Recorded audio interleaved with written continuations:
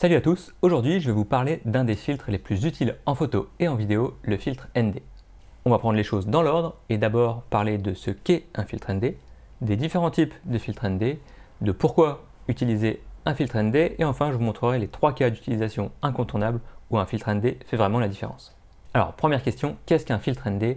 C'est un filtre qu'on va mettre devant l'objectif et qui va diminuer la quantité de lumière qui atteint le capteur, un peu comme des lunettes de soleil.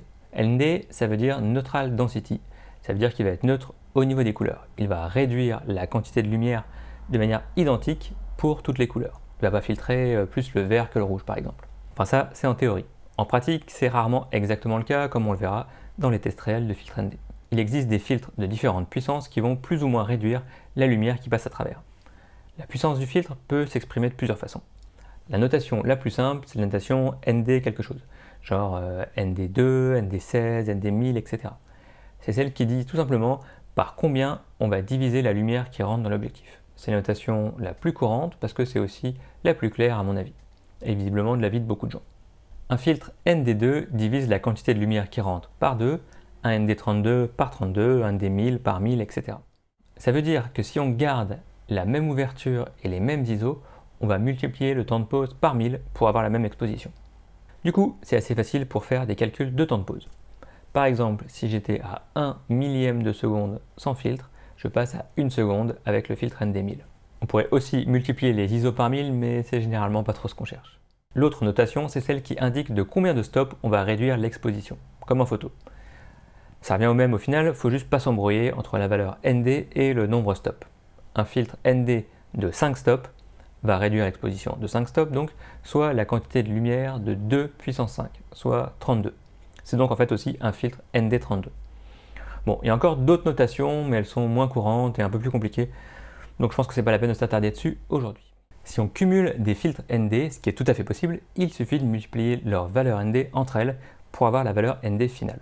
Donc un filtre ND8 avec un filtre ND4 mis devant équivaut à un filtre ND 4x8, 32.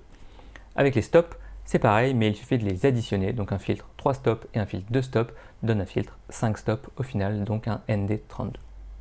Il existe aussi des filtres ND de puissance variable, c'est-à-dire qu'ils vont être par exemple de ND2 à ND32.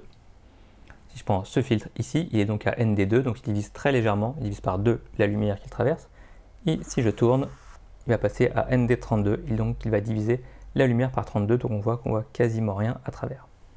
Au minimum de la puissance, il va diviser la lumière par 2, au maximum par 32. Il s'agit en fait de deux filtres polarisants superposés. Quand ils sont alignés, ils bloquent peu de lumière, quand ils sont perpendiculaires, quasiment aucune lumière ne passe à travers. Cela dit, s'il existe toujours beaucoup de filtres ND à puissance fixe, alors qu'il existe aussi des filtres ND variables, c'est bien que les filtres ND variables n'ont bien sûr pas que des avantages. C'est un peu comme pour les objectifs. Si les zooms n'avaient que des avantages sur les focales fixes, il n'y aurait plus de focales fixes. Mais là, c'est pareil. Pour gagner en polyvalence, on va forcément perdre quelque chose à côté. Les filtres ND variables vont avoir des problèmes de manque d'homogénéité au niveau de la réduction de la lumière et des couleurs. C'est-à-dire qu'ils vont faire apparaître des zones plus sombres sur l'image et laisser des zones plus claires en forme de X, en forme de croix. Donc la visibilité de cette croix est très variable selon la puissance réglée sur le filtre, selon sa qualité aussi, selon la focale utilisée. Sur les filtres ND variables de faible amplitude, ça sera généralement imperceptible. Par contre, sur les filtres ND qui promettent d'aller par exemple de ND2 à ND1000, vous pouvez quasiment être sûr qu'ils seront inutilisables à pleine puissance. Autre inconvénient des filtres ND variables, comme ils sont eux-mêmes constitués de filtres polarisants, ils ne sont pas utilisables en plus d'un filtre polarisant. Certains filtres ND variables conservent l'effet polarisant, mais la plupart non. Enfin, la plupart des filtres ND variables sont plus larges que l'objectif, ce qui rend impossible l'utilisation du pare-soleil et plus compliqué l'utilisation de bouchons d'objectif. Enfin, dernière différence entre les filtres ND, la forme. Là, je vous ai montré un filtre ND circulaire, mais pour les ND fixes, il existe aussi des filtres ND carrés comme celui-ci. Hop. Donc ce filtre ND1000 par exemple, il a l'air complètement opaque, on ne voit rien à travers, mais en fait, il laisse passer 1 millième de la lumière uniquement. Au lieu de visser le filtre sur l'objectif directement, on va installer un porte-filtre sur l'objectif, puis on va installer le filtre dans le porte-filtre. Alors pourquoi s'embêter avec ça? Ça permet d'avoir une taille unique de filtre pour tous ces objectifs est de réduire le vignettage, en particulier si on utilise plusieurs filtres, ce qui est possible avec un porte-filtre. C'est aussi assez pratique pour mettre rapidement le filtre sans modifier le cadrage. Et c'est enfin indispensable pour utiliser un filtre ND gradué et pouvoir le régler en hauteur. Alors un filtre ND gradué possède une zone plus sombre que l'autre avec un dégradé plus ou moins rapide entre les deux. Avec un porte-filtre, ça permet de faire glisser le filtre gradué et donc de régler la hauteur de la séparation entre la zone sombre et la zone claire. Avec l'augmentation de la dynamique des capteurs et avec des techniques comme le HDR, ces filtres sont moins utiles qu'avant, mais restent quand même utiles en cas de très fort contraste entre le ciel et la terre. Eh, c'est bien beau tout ça, mais dis donc Jamy, au fait, pourquoi est-ce qu'on voudrait diminuer la quantité de lumière alors que le plus souvent on cherche au contraire à avoir le plus de lumière possible? Eh ben, c'est pas sorcier, ça va être pour pouvoir augmenter le temps de pose dans des situations très lumineuses. Pour réduire l'exposition d'une photo, vous savez qu'on peut jouer sur 3 paramètres, les ISO, l'ouverture et le temps de pose. Si on a beaucoup de lumière, on va déjà être aux ISO les plus bas possibles. Donc on ne peut pas baisser les ISO. Ensuite, on a l'ouverture. On va pouvoir réduire l'exposition en refermant le diaphragme. Mais déjà, tous les objectifs sont limités au niveau du nombre f jusqu'auquel on peut monter. Parfois f16, f22, rarement même f32, mais jamais f100 par exemple. Et surtout, si on ferme trop, on va dégrader la qualité d'image à cause du phénomène de diffraction. On va aussi augmenter la profondeur de champ, ce qu'on ne veut pas forcément. On peut vouloir garder un flou d'arrière-plan important. Donc si on réduit l'ouverture, bof, pas vraiment une solution. Il ne reste donc plus que le temps de pose comme paramètre. Et c'est justement ce paramètre avec lequel on va jouer le plus souvent dans ces conditions. En plein soleil, par exemple, on va souvent utiliser des temps de pose très courts, par exemple un 500e de seconde, un millième de seconde ou même parfois encore plus court. Ça va super bien figer le mouvement et on n'aura donc aucun flou de mouvement. Et justement, si on en veut du flou de mouvement, on va être bloqué. Si on augmente le temps de pose pour avoir du flou de mouvement, ça va être surexposé. Et c'est là qu'on va avoir besoin d'un filtre ND. Ça tombe bien, c'est de ça qu'on parle depuis le début de la vidéo. On va voir les 3 cas les plus courants où on va justement vouloir du flou de mouvement et avoir du coup besoin d'un filtre ND. Le premier cas, c'est en photo pour faire de la pose longue en plein jour, pour lisser le mouvement de l'eau ou des nuages ou pour faire disparaître des éléments mobiles sur une photo. Je vous avais fait un tuto sur comment faire de la pose longue sans filtre ND ni trépied, ce qui peut toujours servir, mais vous avez vu que la technique a quand même ses limites. Si vous n'avez pas vu la vidéo, je vous invite vraiment à la voir, elle est en toute modestie vraiment très intéressante. Fin de la page d'autopromo. Donc si vous voulez faire de la pose longue pour obtenir un effet de lisser sur l'eau, comme par exemple sur cette photo, vous allez utiliser un filtre ND.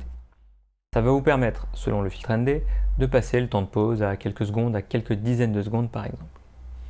Notez aussi qu'il est tout à fait possible de combiner des filtres ND si un seul ne suffit pas. Si vous avez un filtre qui divise par 1000 la lumière qui rentre et un autre qui divise par 10, en mettant les deux, vous aurez 10 000 fois moins de lumière, donc un temps de pose 10 000 fois plus long. Par exemple, sur cette photo, à la base sans filtre, j'avais un temps de pose d'1 centième de seconde. J'ai ajouté un filtre ND1000 et je suis passé à un temps de pose de 10 secondes. En enchaînant plusieurs photos et en les combinant avec la technique de la vidéo dont je vous ai parlé juste avant, on peut atteindre un total de 6 minutes, ce qui donne ça. Donc un effet pratiquement impossible à obtenir sans filtre ND. Et comme j'arrêtais pas de tester plein de filtres sur plein d'objectifs, on voit au passage que mon capteur était bien crade. Heureusement, ça se corrige vite fait. Hop, vous n'avez rien, il n'y a aucune tache sur le capteur. Deuxième cas d'utilisation super courant en vidéo. En vidéo, si le temps de pose de chaque image est trop court, ça va donner une image saccadée avec des mouvements qui vont sembler assez peu naturels, qui vont manquer de fluidité. Regardez par exemple les bras de ce bel homme quand il marche, ou encore les jambes de cet athlète de haut niveau quand il court avec grâce. Les mouvements sont saccadés, ça fait bizarre. En ajoutant un filtre ND, donc ici un filtre ND1000, on va obtenir un mouvement plus fluide, plus cinématique. Je vous mets les deux à côté pour comparer. Mais pour être tout à fait honnête, il faut quand même bien avouer que les gens s'habituent de plus en plus à des vidéos tournées avec des temps de pause très courts, sans aucun flou de mouvement, voire même parfois maintenant préfèrent des vidéos comme ça, puisque c'est le cas de quasiment toutes les vidéos qui sont tournées avec un smartphone ou des action cam sur lesquels on ne peut pas jouer sur ces paramètres. Dernier cas courant d'utilisation de filtre ND, donc à la frontière entre photo et vidéo, c'est en timelapse. Un timelapse en ville en pleine journée sans filtre ND, ça va donner ça. C'est pas très agréable à regarder puisque tous les éléments qui bougent vite vont être super saccadés. On dirait qu'ils se téléportent. Avec un filtre ND32 par exemple, on va pouvoir réduire le temps de pause à une demi-seconde, comme par exemple ici. On va alors obtenir un flou de mouvement sur tous les objets mobiles, tout en continuant quand même à distinguer clairement les véhicules qui passent par exemple. Avec un filtre ND 1000, là par contre on va allonger le temps de pause à quelques secondes et les éléments rapides vont se réduire à de simples traces. Évidemment, ce sont juste quelques exemples, avec différentes valeurs de filtre ND, on va pouvoir jouer sur le temps de pause comme on veut et obtenir un effet créatif comme on veut.